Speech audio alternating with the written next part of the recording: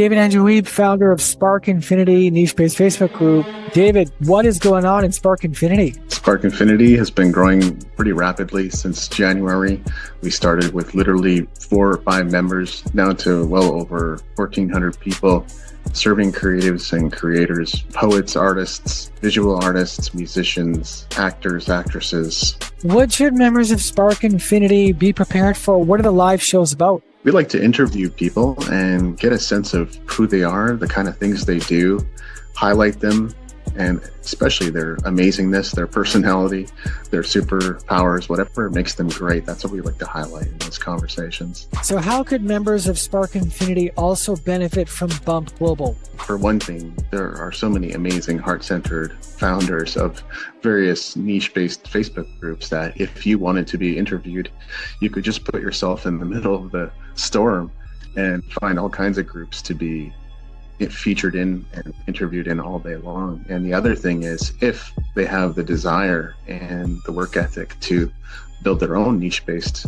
Facebook group and blow it up, that's another opportunity that's waiting for them. And I only see things growing from there. Spark Infinity, hope you're having a great day. Look who we have here. It's Christian Ray Flores. Christian, how are you doing? David, thank you. Thank you for having me. Very excited about being on with you. This is speaking to creatives is definitely my favorite thing in the whole world. So that's awesome. Excited. Well, excited to have you as well.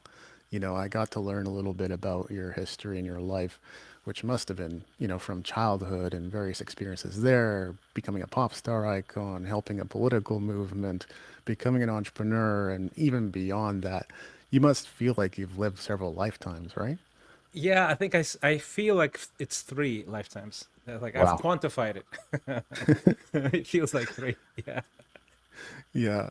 I know you get asked a lot, but I think I'd be cheating our audience if I didn't ask about your backstory. And even just a brief version is fine, but Yeah.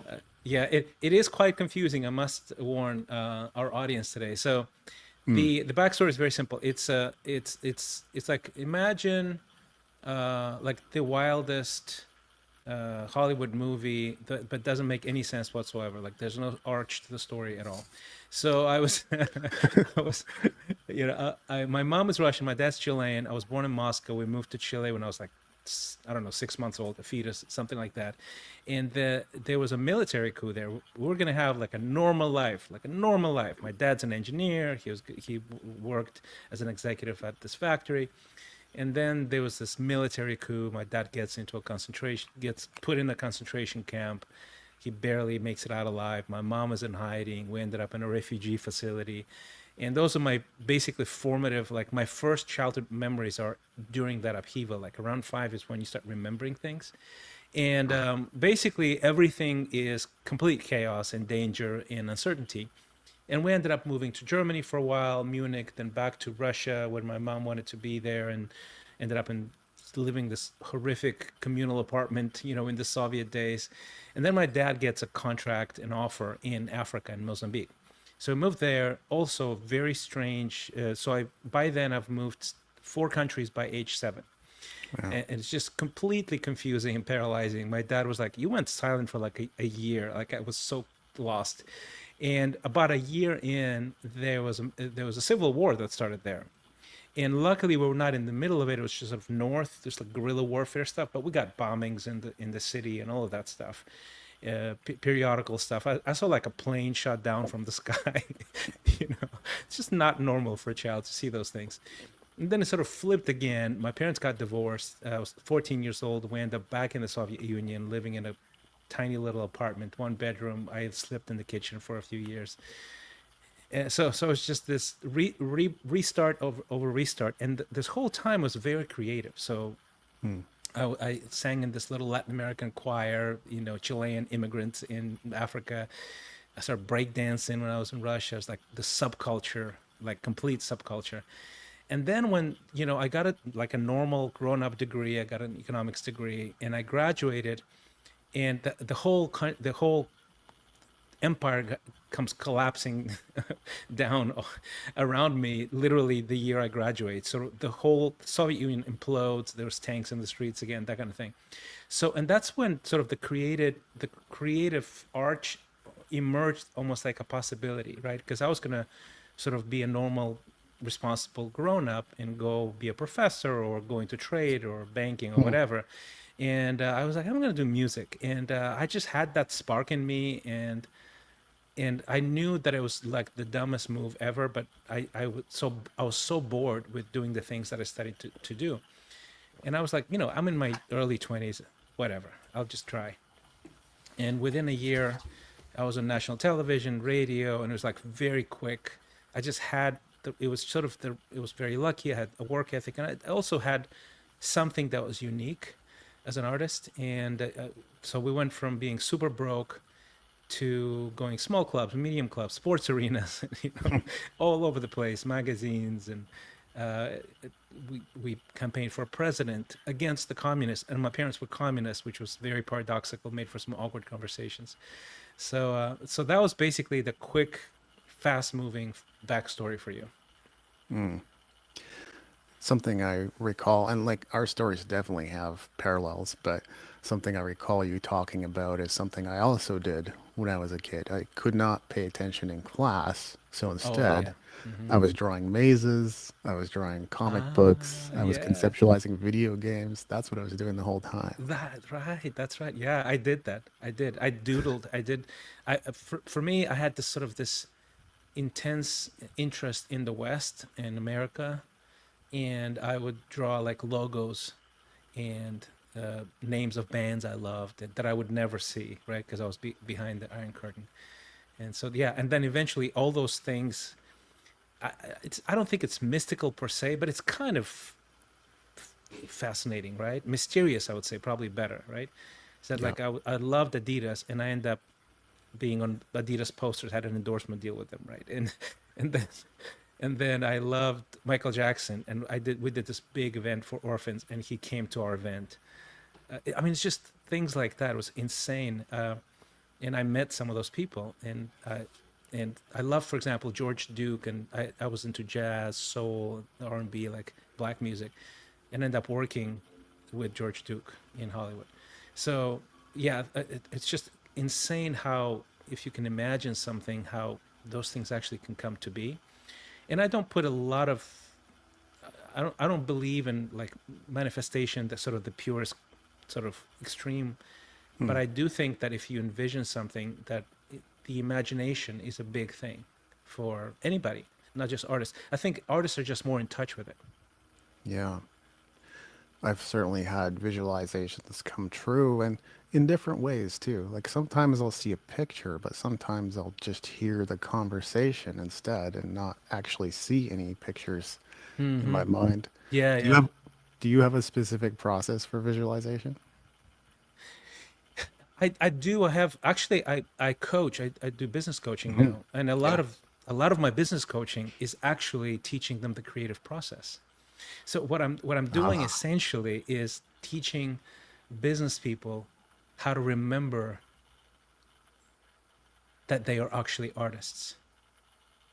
And what happens is their business expertise is off the charts more valuable when they understand they're truly artists, and they can now integrate their artistry into the business world in whatever expression they choose, right?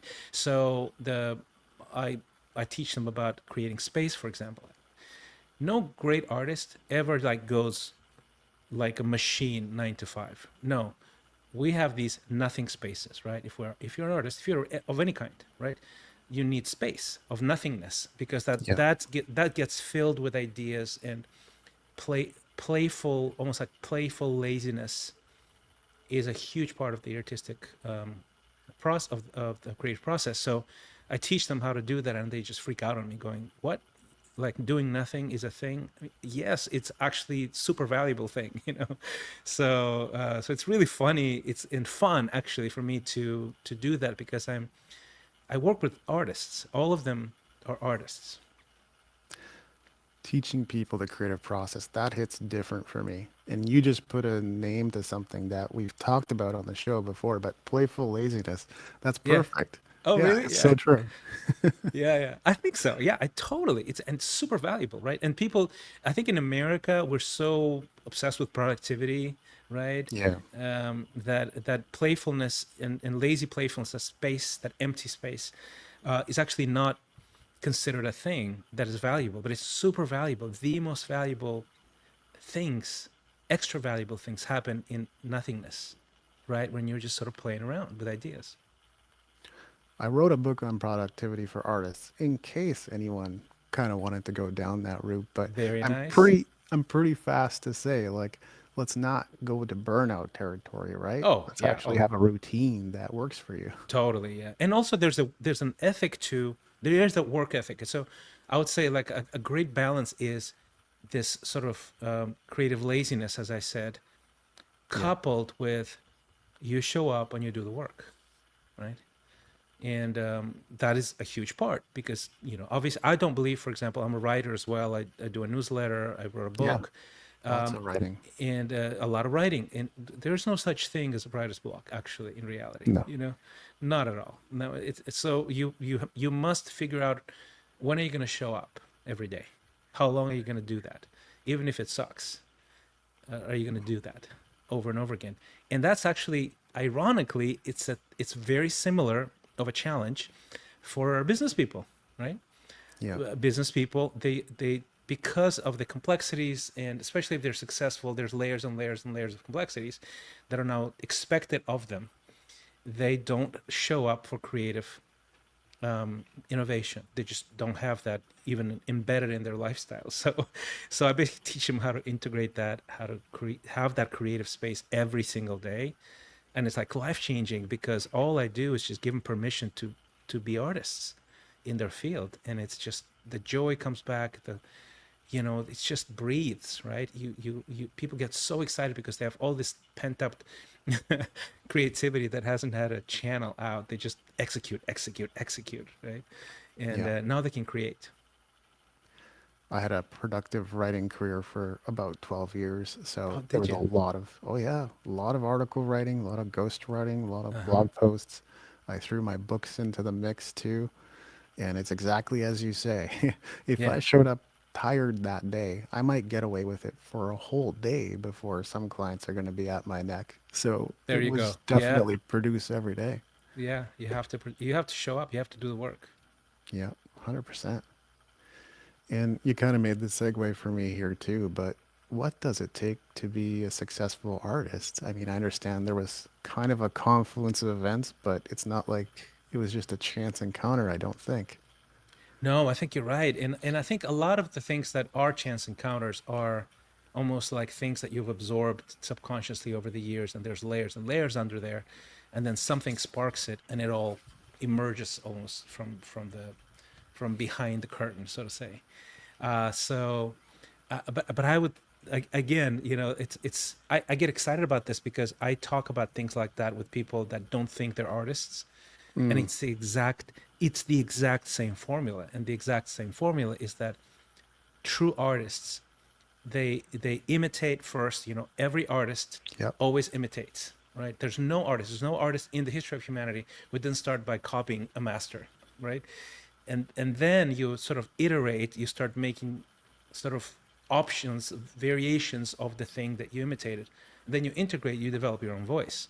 And I think that's on the large scale the arch of everybody. And what happens with a lot of people is that they imitate and then they stop at imitating and they just continue imitating. Yeah. Or maybe they iterate a little bit and they go, yeah, we're a rock band in the tradition of dot dot dot. So they haven't really integrated. And I think it's really similar in the professional world where you can be an extraordinary lawyer, extraordinary public servant, writer, whatever, and you imitate it, and you have mastery, absolute, and you can compare it to the next 50, right, that are in the top 5%, for example, and then you didn't integrate, so that mastery never has this uniqueness about it. And so there's so many artists that are just great artists. They're good artists, maybe not great, not unique. And it's like stopping short of the courage that it takes to say, you know what, I'm gonna just trust my gut. Like I've imitated enough. I've iterated a little bit.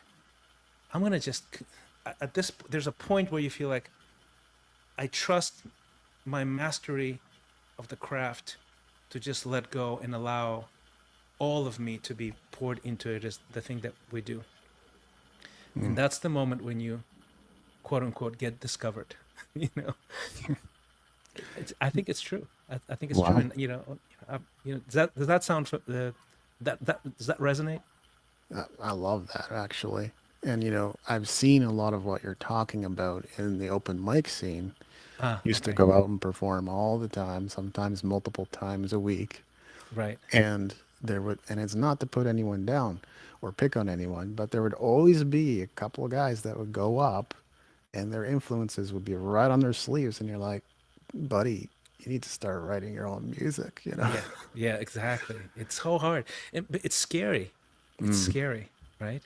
Yeah. And I think that's where true artistry emerges, when you are all of a sudden you just something clicks and you have your own voice, and you can still see the tradition you come from. I think it's totally fine to Yes. honor the you stand on the shoulders of giants, like every great painter, singer. Of course, I'm in the music. I come from music, so I go like all of my heroes. I know where they learned that, and they're still them, right?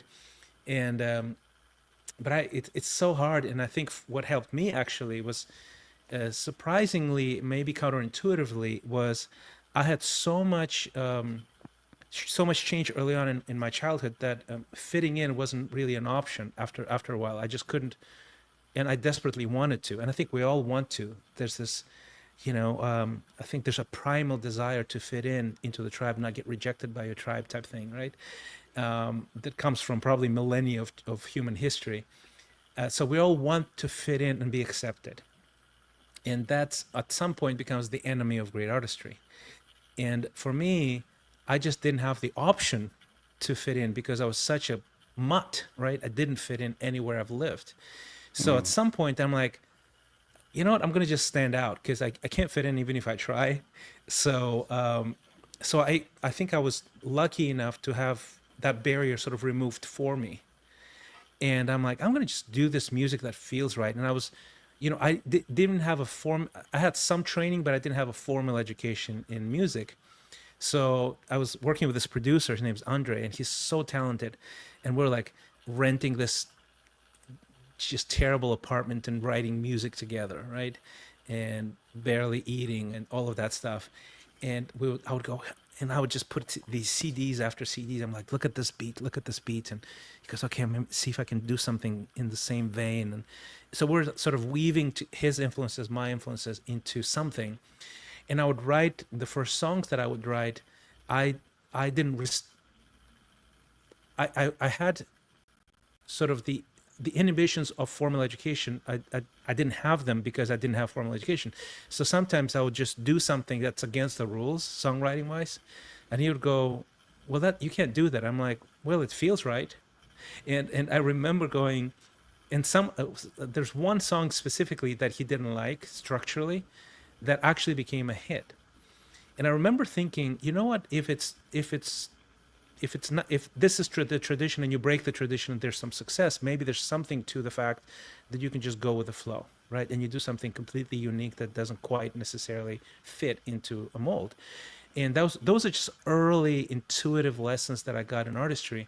And it's sort of the same thing in the business world is, for example, I'm working with this lady who is an incredible educator. Her name is Victoria, and she helps dyslexic kids to read and really accelerate their reading, which is sort of a big thing, right? And I'm basically teaching her how to create a unique approach based on something that she already knows. Like I'm not teaching her how to do her job better. I'm just teaching her how to create a process that is more creative, innovative, more personal, that will really boost what she does. And she will be, I promise you, she'll be this massive success way beyond of sort of the structured way it's done now, right? And sort of it's cool how it applies in every area of life where you can, there's sort of the thing, how things are done, and then you have so much expertise already that you can actually almost like release the expertise and trust your creative juices and your gut and create something on the basis of that expertise, not abandoning it, that is uniquely valuable for other people. And it's really the formula for business success as well. So it's kind of cool how it translates. Yeah. Really interesting. Like one of the parallels is I grew up in Japan, and so something I know that I'm kind of painfully aware of is how national news doesn't really make it over to Canada and the Right. United States all that often. Russia, Uh-huh. same way, right? Yeah. Right. Yeah. So I guess all that to say, what was your experience of the music business? Oh, over there. Oh, Yeah. oh, it was so awesome, and it's sort of, Mm. and the reason for that is because it was all of a sudden I came in 90. I started doing music professionally in 93. The thing fell apart in 91. So it's still complete blank canvas. So the industry is being formed right around me. There were no labels. There was like one government label or something like that, right? Then all of a sudden the whole things come and then private labels come in from the inside, from the outside, Western, sort of mom and pop labels, and venues and music studios. There were maybe like half a dozen in the city when I was starting. It was impossible to get into a studio. And they start popping up everywhere, and because of there was such freedom, all these very original voices start coming up. And I actually, my biggest hit at the very peak of my career was this hit called Our Generation, and it was literally Yeah. the song that was sort of used in Boris Yeltsin campaign and as the anthem, because it was it was about this new freedom, right? It was a freedom song, but it was also about the music, right? It was also about the music, and I had all these friends who were like nobodies yesterday. We were all nobodies yesterday, and I weave they're actually singing parts in that song, and there's like 4 or 5 artists who were up and coming artists that were all featured in the song and in the music video, and it sort of made a statement. And it was the coolest era. There was just no rules, and because of that, there was so much originality. It wasn't commercialized well yet, and because of that, it was very authentic. And then over time, just like with any system, it becomes formalized, commercialized, structured. There's sort of, there's a hierarchy, a power hierarchy, and then artists become over time a little bit more copies of what has worked before, and it's a little bit less I don't know, vibrant. Yeah. It was just vibrant and wild and very exciting at the time. Yeah. It's true. The music industry has become a little more homogenous or cookie cutter, if you will. Exactly. Yeah. Until there's Yeah. a revolution of some sort, right? A I, musical revolution. I think there could be, and I think it might even be AI, as it Maybe. imitates. Yeah. Absolutely. I mean, you see these waves of musical turning points, right? My wife Deb, she loved sort of the hair band kind of the rock and roll, sort of the rock Yeah, era, totally. and because of that, and I'm not super aware of that because I was R&B pop, I was jazz Yes. R&B, so I know some of them. So she gives me an education, so we watch stuff about that all the time, and it's fascinating how they say that when overnight there was some sort of under the surface thing, sentiment, cultural shift that happened, that all the hair bands were completely displaced from glory by grunge. Yep. And it was if like it just went down off a cliff, right? For them, Yeah. and imagine how horrible it is to be, doing sports arenas and then no one shows up anymore, So things like that inevitably happen, right? And it happens with a lot of regularity. It does. Some bands adopted, and there actually are still bands making that type of music. It's Yeah. always happening, but it's, Yeah, yeah. as you say, Yeah. hasn't returned to full mainstream No, consciousness no, at this point. and of course the hair bands came back as nostalgia now, right? So Yeah, there's big time. they went from doing sports arenas for teenagers to having this gap of despair for a few years. I don't know how long it was, to then 10, people 20 going, years. remember? Yeah, was it 20 years? I'm curious about that actually. 10 to 20. 10 to 20, yeah, probably. And now they're again like massively, they're classics, right? Yeah. So now they're fine, they're playing sports arenas as well, they're touring all over. I mean, they have the rest of their lives they can play. Like Ozzy Osbourne played until like I think until like just about when he died, right? Pretty much. So pretty much, yeah. So and that's actually ironically the thing that I was I wasn't really a like a normal pop star, because I very consciously saw that and said to myself, actually, I don't want to be that guy, in 20, 30 years playing the songs that I wrote when I was in my 20s. Yeah. And I sort of phased out actually very intentionally, which is very abnormal. And people were like, what happened? And I just sort of phased out basically. So I was sort of a very strange person. People were like, seriously, dude, like who gets to have this kind of success and then just lets it go? And I did. I just didn't want that trajectory basically. And it's not that it's not arrogance, or it was just me. I just didn't feel right for me. I just wanted to do other things. It's true. And I think the most pop artists that I know, basically their first 1 to 3 albums, usually album 1 and 2 are the Oh, ones totally. that hit. Yeah. Yeah. Everything after that's kind of like just gravy. So then they end up singing and playing the same songs That's the rest of their exactly it. career. Yeah. And the reason for that is not because they were particularly brilliant in the first Right. two albums. Is that they're expressing things that took 20 years to form in Yes. those 2 albums. Then the third album is, well, in the last maybe 2, 3 years, 4 years max, right? That's not enough for something qualitative to emerge that is of the caliber of the first 1 or 2 albums. And with very few exceptions, obviously there are exceptions, but I think most of us fall in that category, including Yeah. myself. There definitely are a few bands that managed it, but I do think it's rare. Like Van Halen. Van Yeah. Halen 1's great, but like Mm. 1984, Hmm. 5150, Hmm. those albums, they got something else in there. There's some magic. Yeah, yeah, and I think it's true of everybody. And there's actually a great correlation between that and some of the science that has come out Hmm. lately. Actually, I use some of this stuff in my coaching. Is that apparently you have these two curves of intelligence, and the first one's called fluid intelligence, and the second is called crystallized intelligence, right? And Oh, fluid intelligence is sort of this, it's essentially pure raw creativity, like out of nothing creating something. And that peaks at around 30, 35. hmm. And then it starts slowing down, which correlates quite a bit with music, for example. Some of the best work of scientists, that discover stuff, it peaks, especially like math, physics, that kind of thing. Obviously, there's a range there. But generally speaking, it peaks at around 30, 35, starts declining, not like immediately, but slowly. But then there's a second curve that emerges of intelligence called crystallized intelligence. And that's wisdom. And there's a book by Arthur C. Brooks called From Strength to Strength. And he actually uses the example of Johann Sebastian Bach, who happens to be like my favorite classical composer Agreed. for a number of reasons.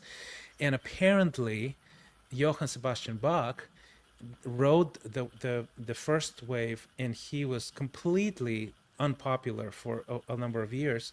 Yep. But he switched over to the second curve of crystallized intelligence, and he wrote theory and he taught, and he created a massive body of work because he just wasn't creating something new, he was creating legacy. And we have him actually as sort of the goat, right? Because of Yeah. the second curve, not the first curve. So it's really fascinating that it's even in creativity, I think it applies. Yeah. As far as pop music goes, there's no one like Bach.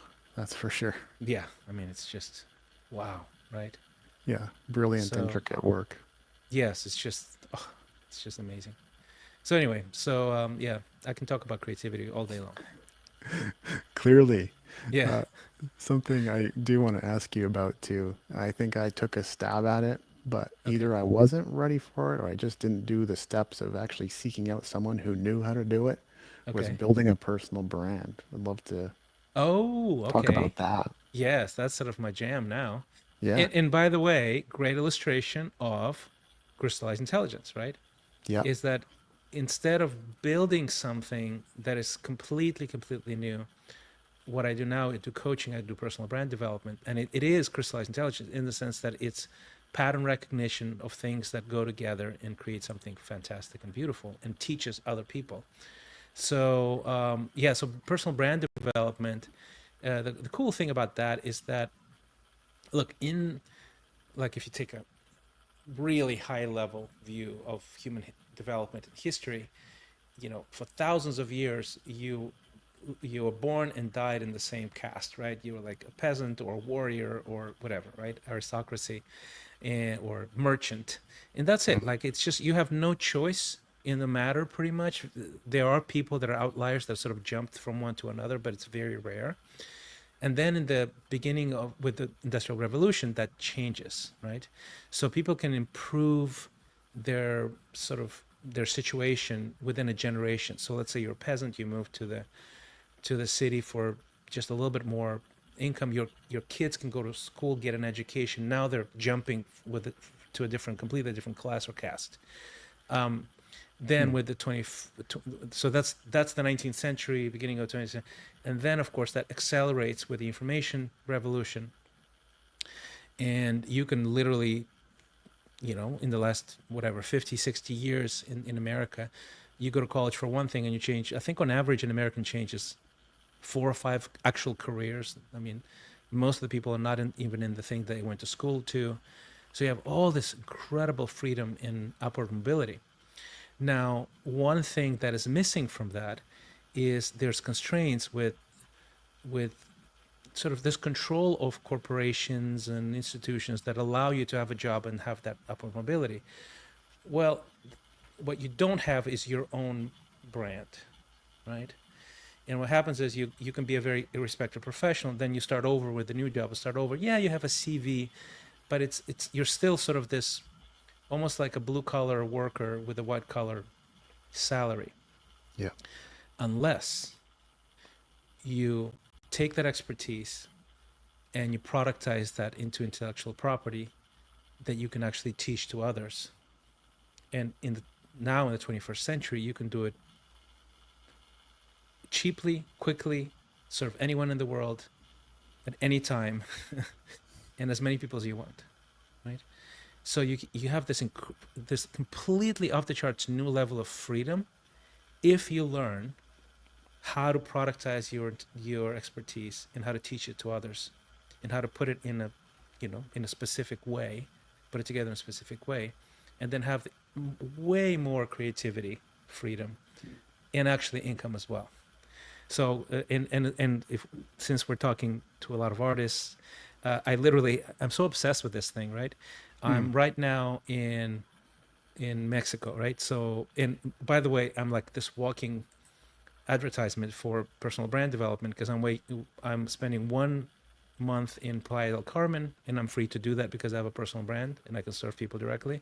Then another month in Puerto Vallarta, right? Because my wife has this sabbatical, she's resting, and I'm accompanying her, but I have the freedom to accompany her, and it's a beautiful thing, and I love this place, right? So I'm in Playa del Carmen, and I kid you not, so I had 3 conversations about personal brand with people that I interacted, and I'll tell you why back to back, because it illustrates how universally true it is.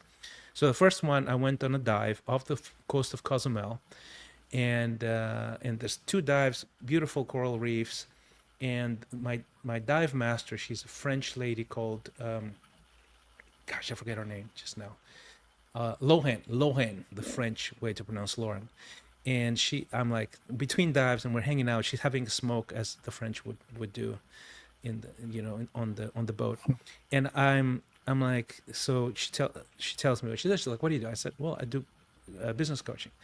So how does that work? Well, I'm like, okay, so you are a dive master. how does it work? She goes, well, I do go on dives every day. I take a group of 4 or 5 people, and I love diving. I love protecting the environment. I just love the water, and I would love. But my problem is, I have so we don't make a lot of money, so I'm going to be poor if I don't switch jobs. But I don't want to switch jobs. I also want to travel and go to other places because I want to explore all different ecosystems.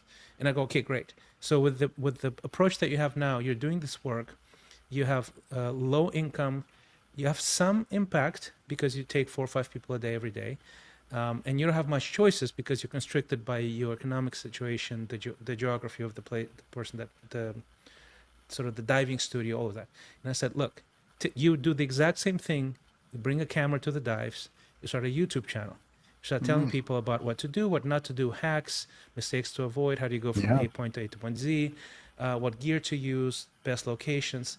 Now you have an audience, you have more impact, you have some more income, maybe double the income actually, it's quite possible. Add to that a business model where you teach that online. You can probably 10x your income, you have way more impact, and you have more choices. So this is me sort of completely promoting this stuff to a dive master. I did the exact same thing I hired a guy to train me every day for an hour here in the gym. And this is big Argentine dude, like massive. And I'm telling him literally the exact same story.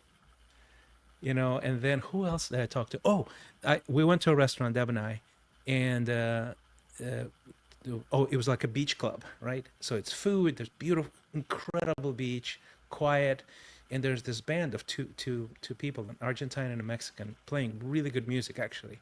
So I come in, I put some money in the tip jar, and we start talking, and I literally give them the same spiel, going, guys, you know what you can do, So I'm like telling them exactly how to do it, and they're like, no way, you can do that? I'm like, absolutely, you can totally. I can see your skill set.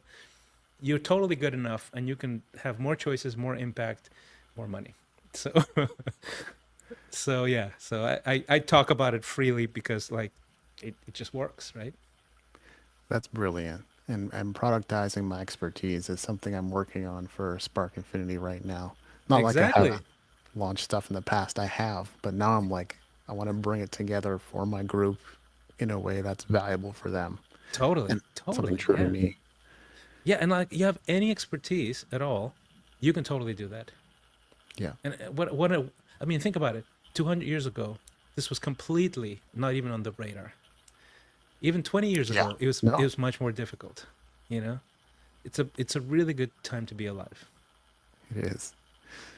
What about those multi-passionate creatives? Because I've been in their brain before. I've been in their bodies before going like, I like this thing. I like this thing. I Oh want my to try gosh. this thing. I don't know which one to share with people. Yeah, yeah. You know what? I think honestly, all creatives are multi-passionate in some Hmm. sense. Yeah. It is like it took me decades actually to learn, and I mean not to learn, not just to learn that I'm that way. I knew I was that way, right? There's even a TED talk. Remember the tech talk about multi-potentialites that went viral with this lady, who was Yeah. like, yeah, and all of us lit up, going, yes, that's me, and Emily which is Wapnick, I think. yeah, I think so, yeah. And I would say this. I would say, you when you have diluted efforts, you will have diluted results, Yeah. and there's just nothing you can do about that. And you have to sort of choose, because it's either you do three things sort of. I mean, maybe the one motivation for artists who are struggling with that actually would maybe get to them, because it got to me, is that you end up being a mediocre person. Mm. Wow. You really do. Like you cannot be great doing three things. You can't. And it's that's the trade-off. Do you want to be mediocre? That would be the thing that just kicks me in the butt, right? If I was hearing this. And eventually it did, actually, because I mean, until very recently, I was doing ministry work, I was doing charity work. I dropped everything and spent 6 months helping refugees in Ukraine. I have the After School Academy in Mozambique that I started because I'm sort of big on charity and philanthropy. I did this um, media marketing company called Third Drive Media. We're helping tech startups, raise capital and sort of position themselves, all of that stuff. I was doing four things, and the thing is, I think there's some level of selfishness and arrogance in that, honestly. And I say that Wow. about me, and I'll tell you why. Because it almost feels like, look at me go. I can do this and I can do that and I can help here. I can do. There's almost like I don't know, a pleasure seeking, a vanity in that I see in myself. I'm not sort of passing judgment, right? Yeah. I see that in myself. In hindsight, in the moment, I don't think that, but looking back and going, yeah, it's sort of like, so you get bored and you switch over and you think it's noble, and then you sort of rationalize it and you glamorize it a little bit, especially if it's something that helps other people in any way. But at the end of the day, if you're very honest with yourself, the things that you do are going to be mediocre. They are going to be diluted by definition. And, and that eventually got to me, and I'm now cured of this disease, this awful disease. I'm telling you, because it's like the bane of my existence. My family has suffered from it. Wow. My wife is like, seriously, you're going to start another thing, and so there's a price you pay for that kind of stuff. And so it's better to learn that lesson sooner rather than later. It's better to learn that lesson reading a book or hearing this, for example. In this, maybe this is the moment you decide to stop doing that. But the sooner you learn that lesson, the sooner you can start on a journey of being actually great. And I think every artist actually wants to be great, So that's my spiel. That's my pitch. Wow. What about building an audience and working on your craft? Is that like synergistic? Is that I think so, focusing yeah. on one thing? Yeah. Yeah, I think so. I mean, a lot of it has to do with the fuel you're running on, right? So I have this I use this term quite a bit in my coaching. It's sort of what motivates you. And we all run on on bad fuel, dark fuel, and light fuel, and good fuel, And we all have a mix of fuels. And it's just like, if you have a high performance car, it says literally when you put gas in it, premium fuel only. And I love that because I'm like, okay, good, I'm not going to mess it up. But I've also actually put non-premium fuel in my premium car, and it doesn't run as well. And then also I've seen my car, I think my daughter borrowed my wife's car, and she went to this sort of cheapo thing, and it was actually like actual water there or something. It was compromised. And the car literally stopped. To cost us thousands of dollars to get it flushed out. We had to like evacuate it, put it into the dealership, that kind of thing, right? So it's a great analogy, is that we can run on revenge, on resentment. We can run, I'll show them all, kind of that fuel, and go, I'm going to be the biggest I'm going to, it's all about the numbers. It's all about the achievement, because you're still trying to prove yourself to whatever, a parent, a bully, somebody who didn't believe in you. And that's Yes. sort of like dark fuel. And a lot of artists run on that. I mean, most artists in business and in the arts run on that, because there's something extra that's giving you a kick, right? This drive. There's a reason why superheroes always have a trauma story in the beginning, right? A backstory, origin story. So the reason I tell you all this, I'm sorry that I'm getting a little, like, wow, theoretical, but is that building an audience, if you purify your fuel and you go, I want to serve people with my art, with the purest of fuels of love, authenticity, transformation, then it doesn't matter if the audience is 1 million or 1,000, right? Because you're being completely in line with why you're doing this and who you're doing it for, and exactly what is it that is valuable for them. So there's no ego there. There's just service and love. So yeah, and then it doesn't compete with creativity and and great art, I don't think.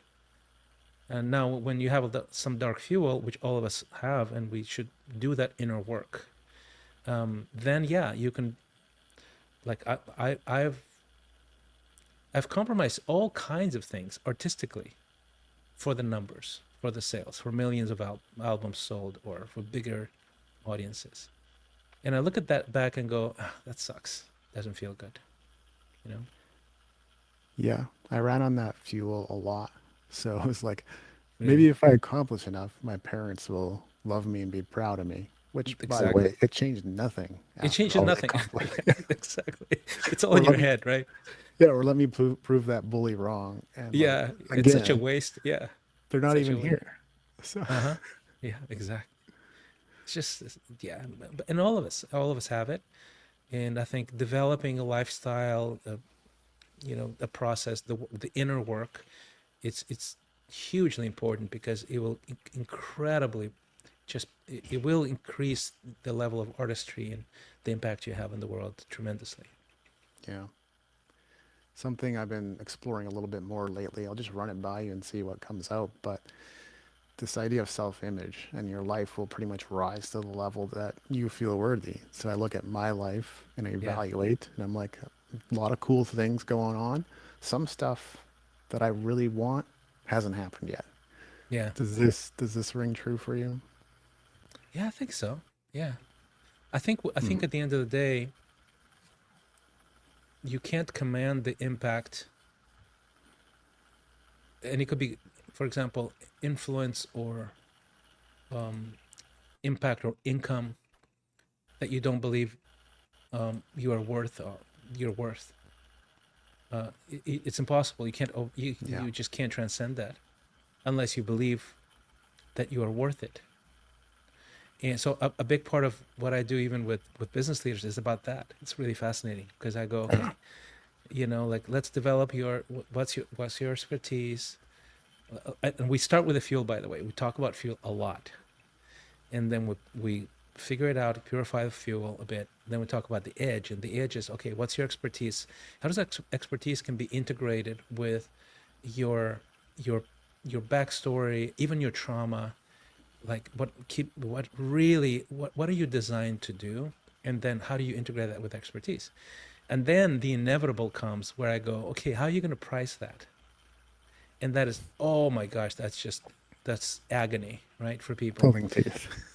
Yeah, it is because when I say, look, you thought your value was here, and it's okay, and gotten used to this level of respect or income or whatever, but I can tell you that your value is up here, and I can back it up, and I can say this is how you package it, this is how you deliver it, this is the value you create. All of that value creation is a big deal. And then when it comes to pricing, I most of the time I say you should be here, and people just struggle with that, and I go, but the thing is I can't make you charge this much or aspire for this kind of role in your company or this impact in your church or your nonprofit, um, unless you believe you're worth it. So I will try to work with you and help you understand that you are, and give you enough proof so you can emotionally process that. And then when you say, yes, this is what I want, you actually believe it.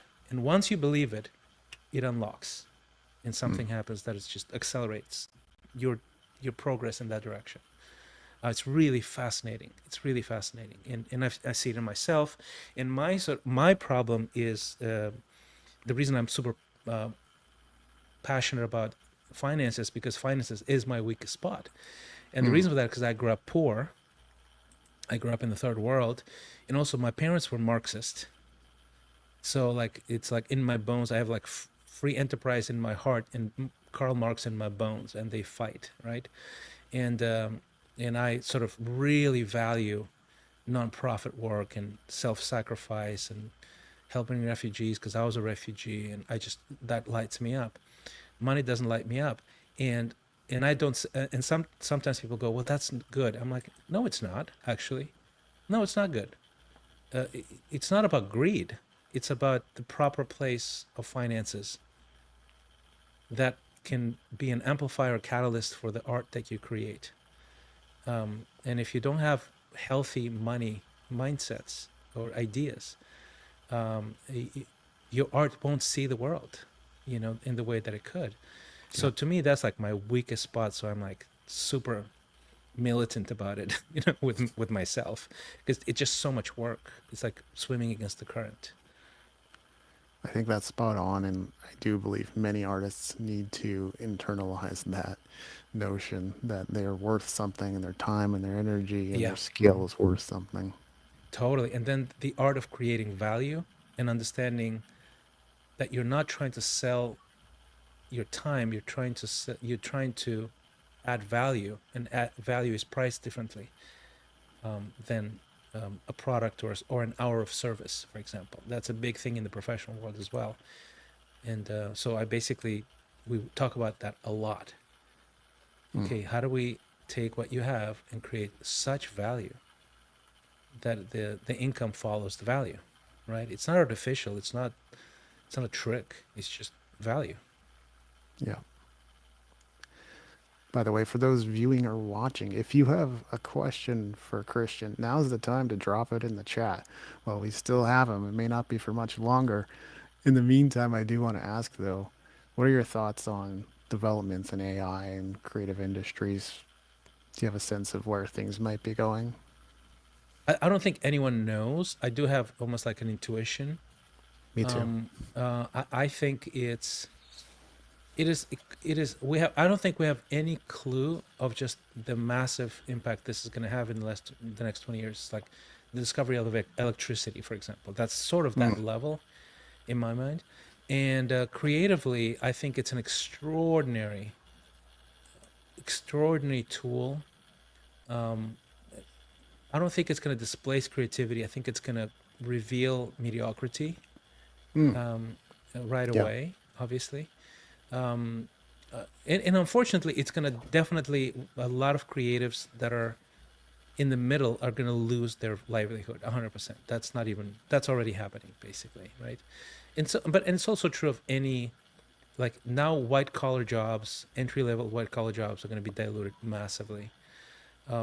But I became aware of it like I got access to ChatGPT. I think it was 2 years ago, something like that, and I immediately wrote a book where half of the illustrations are AI generated immediately. Like I was like, there wasn't even a gap. I immediately used ChatGPT to edit my writing and to give me criticism, right? And it Yeah. was like the best. I immediately grasped, at least on that level, how just extraordinarily valuable it is, So I use it every single day. I use it a lot. It does not replace creativity. It Yeah. enhances it. It amplifies it. It makes it faster to create, So I'm so excited about it. I can't wait. I don't have enough time now because I'm sort of trying to do less, as I said, right? I'm trying to repent of the sin of doing four things. But The one thing I multiple want to get my masters. hand, exactly, like, I'm like, no, I'm not going to do that. But eventually when I settle into a confident sort of focus where I'm not going to be diluted, I cannot wait. I cannot wait to start writing songs with Mm. AI and recording them and arranging them with AI. I'm so excited. So excited. I just don't have the ability right now. And I've promised myself and my spouse to not stop doing the things that I used to do for a long time. Right. Well, you're talking about something that can be done relatively quickly now. Yeah. How much control you have over the prompts is a whole Oh other my matter at the gosh. moment, but Yeah. I mean, and it's evolving so fast. yeah. And that's actually one of my pain points when I sort of phased out of music. I was, I was doing other things, and when you work at a level that I was working on, in music, where you have access to the best studios and you have session musicians and your friends were like the top, in their game, and I could ask them to come and play a solo for me, and things like that, right? Where it's like, a song would be a $10,000 investment at the time, right? And I was used to it, so I was spoiled by it. So eventually, when I was like not doing it anymore, I'm not going to spend $10,000 on a song just because it's a hobby. So I basically stopped recording. Hmm. And it was painful to stop recording, but I couldn't bring myself to not do it as on that level, right? I'm like, I'd rather not do it at all, right? So that was sort of my probably a rationalization, like, but it was painful. And so for me, one of the big ahas from that, I'm like, does that mean I get to record on a pretty high level if I have all these tools now? I think it does. Yeah. So I'm so excited. I can't wait. But I'm self-constraining basically. I'm gonna do it probably in a year or two. You know, music is something that's currently making a comeback in my life. After 10 years, I decided, let me hang up the guitars. I'll still play, but Right. it's not going to be my main thing anymore. I want to share what I've learned with musicians, help them get further faster than I ever did, focused on that part of my career. And now suddenly music is like calling back. So Ah, unexpected, but I guess a welcome nice. surprise. Nice. That's awesome. Yeah. Yeah. Yeah, I feel that too. Yeah, I Mm, definitely do. really cool. Well, where would you like to send our audience? What would you like them to do next? Well, if you like some of those ideas, I have a really I'm very proud of this newsletter called the XC Exponential Edge newsletter, and it's on that URL that I think you see on the screen if you're watching, Yep. christianrayflores.com. So I invest a lot of time into it because that's sort of my way of serving everybody at an affordable level, right? So it's free and there's a paid version of it, but it's like $9 a month. But I put a lot of value in that, and so if you're in, I think you're gonna love it if you sort of track with what I was talking about it today. Mm, And then if you want to go premium, say quote unquote, right? If you go, oh, I need some help with this guy, go to exponential.life, spelled without the E. Exponential.life is the coaching thing, and you can sort of set up a discovery call and see if it's a fit, that kind of thing, and get more details on how we do things. great. I subscribed already. So, Mm. in closing, is there anything else you'd like to share or any questions you'd like to ask me? I would say this, like if you I love talking to creatives, so I'm very excited to be here and talk to you, obviously, and it just feels great because Hmm. like you don't have to over explain yourself, right? Like people get you like immediately. I would say if you're if you're a creative person, like everybody, I think that everybody's creative, but if you're self-aware as a creative person, if you're an artist and you know you're an artist, you have so much more to offer to the world than you realize, and you can both have more impact and more income if you just know how to productize your expertise, and how to teach others how to add value way beyond. It could be music, it could be um, it could be writing, it could be all kinds of things, it could be film, but it also can be in completely different spaces, because the world needs creativity more than ever before. As a matter of fact, the one thing that AI cannot replace is true creativity. It Hmm. can offer an imitation of creativity because it's a composite, right? But true creativity is the edge, actually. So being the person who says, like, that I'm not going to be, if you're a true creative, you're not going to be replaced by AI ever. It's just impossible. But you can teach others about the creative process, and I think a lot of people will start listening. Yeah. Well said. Christian, this was gold. Thank you so much for being on the show today. Thanks for inviting me. Really, really appreciate it. I hope it helps the audience. Anytime. We'd be happy to have you back. Well, maybe after we've grown by another 1,000 or 2,000. Yeah, sounds good. Great. Spark Infinity, thanks for watching.